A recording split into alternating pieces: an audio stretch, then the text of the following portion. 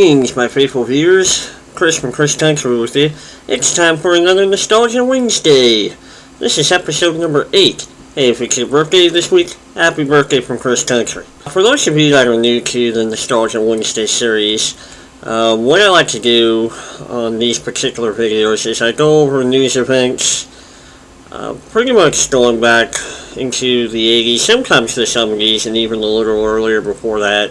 When I go over news items, I pretty much go over like this particular week. Like whatever week I happen to be given the certain Nostalgia Wednesday, I go over that week's news and history.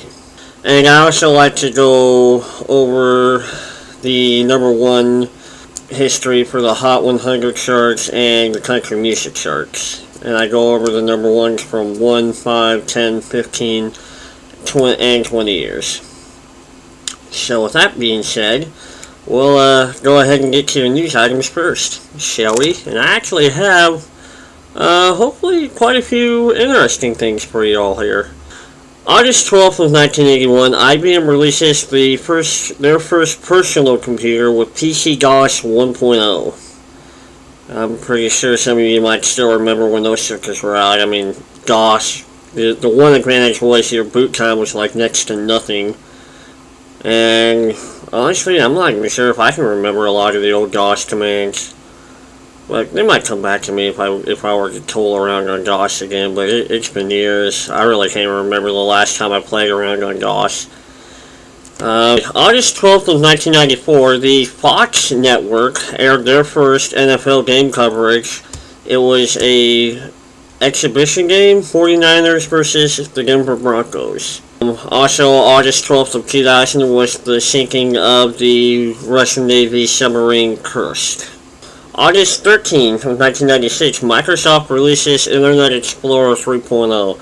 I do believe that this was probably the first very popular Internet Explorer. I know it was the one that they would later add on to Windows 95. Memory serves, I don't think Windows 95 originally came with an internet browser. I think 95 came out first, and then they released 95 with Internet Explorer, which happened to be IE 3.0. Up next, August 13th of 1997, the first episode of South Park airs. I can't say I've watched South Park since they first come out, especially because back then my family was a little more conservative. But I watched most of the episodes in recent years, and it's one of my favorite shows, to be honest. Sorry if that shocks a lot of you people, but yes, I am a South Park fan. One of my favorite, it's a tie for my favorite characters. My two favorite characters are Cartman and Kenny. Cartman just because he's got the I don't care sailor mouth attitude, but yet sometimes he when he gets off too aggressive, things have a way of biting him before the end of the episode. And Kenny just because, well, especially, in the early South Park episodes, he was always getting killed, but he gets into some pretty radical adventures as well. Continuing on, August 14th of 1984, IBM releases PC-DOS 3.0. This was, of course, their third major revision to DOS.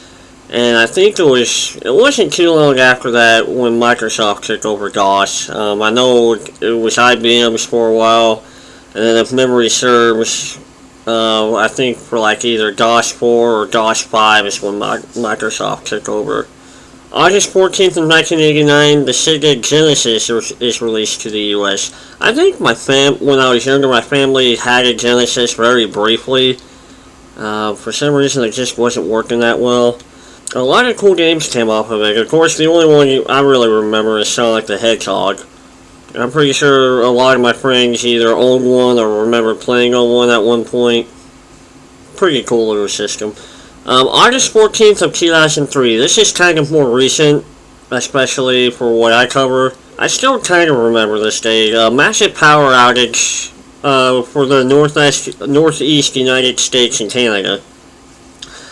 Some kind of upstream equipment failure wound up leading to a power outage in the middle of the afternoon that lasted I think pretty much until either very late that night or into the following morning. But like New York City lost its power.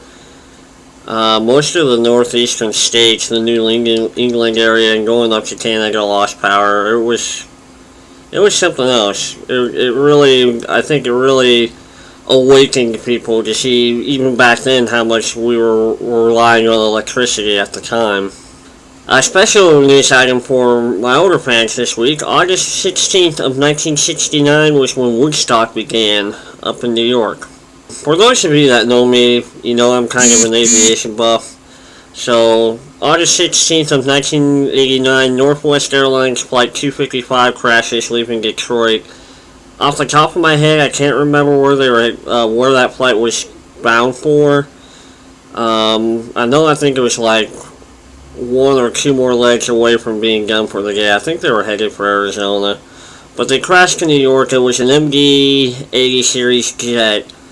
And long story short, what happened was the crew ultimately, they forgot to run a checklist. I believe it was the before takeoff checklist. A lot of it was set the computer for takeoff, extend your flaps, slats, things to put the aircraft in a configuration that was safe for takeoff. The crew didn't complete the required tasks. They took off.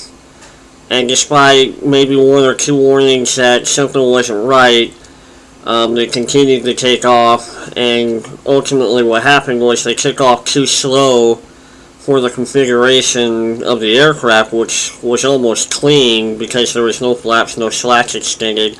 They ultimately stalled and crashed. I believe they wound up crashing into a freeway overpass. 155 people died on that flight. There was one survivor. A lone survivor, and it was a 4-year-old girl out of all those people on board. The result that came out of this crash was there was a lot of studies done to make sure that checklists could be followed easier, and there was less chance of like missing an item or skipping a whole checklist. And there was a lot more redundancies and safety checks being put in to make sure that pilots were not taking off with aircraft that weren't configured for takeoff properly. And my last news item, August 17th of 1998, the Monica Lewinsky scandal. I'm sure a lot of you remember this whole thing. President Bill Clinton, for the longest time, he kept adamantly denying that he didn't have any type of affair or relationship with this woman. On this date, in a taped testimony, he admitted that he did have, quote-unquote, an improper physical relationship. He admitted before the nation that he had misled people about the relationship between him and Monica. But that was the last news entry for this week, so we'll go ahead and get on to your first we'll do the Hot Country charts, and then we'll do, of course, the Hot 100 charts. 1 year ago, Come Over by Kenny Chesney was now at its second week. 5 years ago, the number one was All I Want to Do by Sugarland. 10 years ago, it was Alan Jackson with Jimmy Buffett. It's 5 o'clock somewhere. It was running at its second week as number one. 15 years ago, There's Your Trouble by the Dixie Chicks was at its second week. And 20 years ago, It Sure Is Monday by Mark Chestnut. I had an interesting Monday myself. This past Monday, which for me started Sunday night, and it'd probably be a song to match what was probably going on. It's been a while since I heard it. I'm gonna have to listen to it again, but if memory serves, that song would have definitely matched my my attitude for that particular day yesterday. Alright, over to your Hot 100 charts. 1 year ago, Call Me Maybe by Carly Rae Jepsen.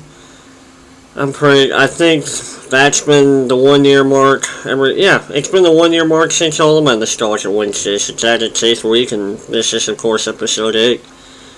So, in my opinion, quite a feat. But, yeah, anyway, 1 year ago, Carly Rae Jepsen. Call Me Maybe, 8th week. 5 years ago, I Kissed a Girl by Katy Perry was now at its 6th week.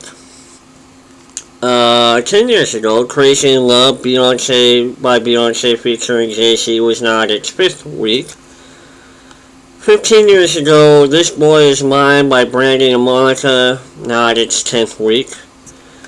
And 20 years ago, Can't Help Falling in Love by UB40 was now at its 4th week.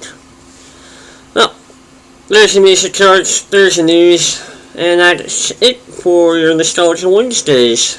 I am Chris for Chris Country. You can always visit me at my Facebook page, Chris Country, or of course feel free to rate, comment, and subscribe to my YouTube channels.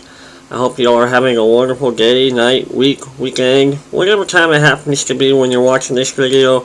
And I would just like to seriously again thank each and every one of you that have been commenting to my videos, have been watching. You know, I just really appreciate it when people take the time to watch and just kind of see what I have to say. But thanks again, and we will see you on the next video. See you later.